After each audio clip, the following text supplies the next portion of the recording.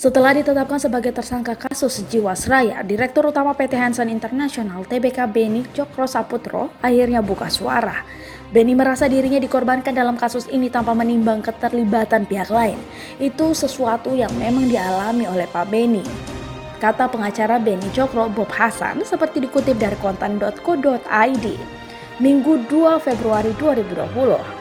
Hal itu disampaikan Bob Hasan setelah Beni melayangkan protes terhadap penetapannya sebagai tersangka melalui secari kertas yang diberikan kepada awak wartawan di Gedung Komisi Pemberantasan Korupsi Jumat 31 Januari 2020.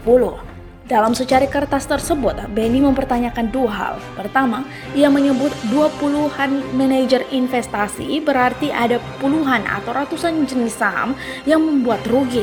Tapi kenapa tidak semua ditangkap? Kenapa cuma Hansen? Protes Beni dalam surat tersebut. Kedua, Beni juga mempertanyakan pihak-pihak yang membeli saham Hansen International dalam investasi asuransi Jiwasraya. Saham Hansen yang ada di dalam manajer investasi milik Jiwasraya dibeli dari siapa?